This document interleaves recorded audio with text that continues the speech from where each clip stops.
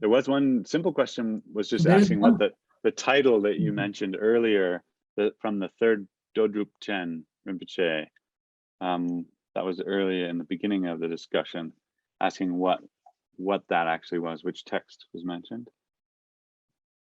Not sure if you remember what that was. Mm-hmm. Yeah, this is about turning hardship into the path. Yeah. So the title of that text.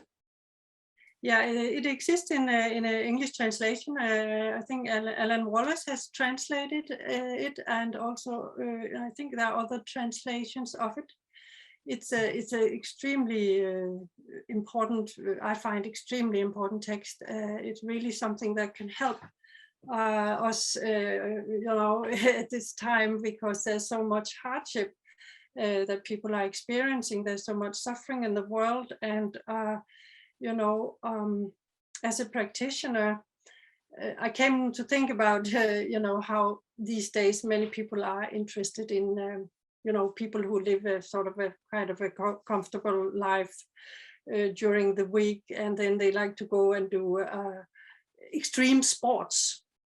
Or there's many people have this urge to go out and do really hard things as a kind of, it's a way of feeling alive, And I thought, as practitioners, we don't really have to invent difficult situations, or we can just use the suffering that's already there. There's plenty of suffering that we can use as the raw material for transforming, both for ourselves and others. So I thought, if you can look at it as a sort of a conscious decision that you're going to deal with suffering in this way, in a very, take it really as a, what shall I say? You can call it an extreme sport, perhaps, but yes, the transformation of suffering is so crucial. I would like to cite Milarepa on this. There's a yogi song by Milarepa, translated by Jim Scott, where he says, "The suffering being bliss feels so good that feeling bad feels good."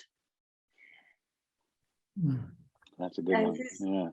This is when you are feeling down and depressed, it's very useful to sing these yogic songs of realizations, where they really remind ourselves that extra layer of aversion towards suffering or discomfort, it really makes the suffering much worse. Yeah, I think a lot of these Mengang instructions come with some segment of turning suffering, particularly illness, into a path. And so what I remember few in Mipham's writings, if that's of use for the audience. And recently I also saw a short section of this nature in Khenpo Gangshar's Dzogchen instructions. So I guess, and especially when you are dealing with something that's very direct and piercing, like illness and pain. Yes. Yes. Mm-hmm.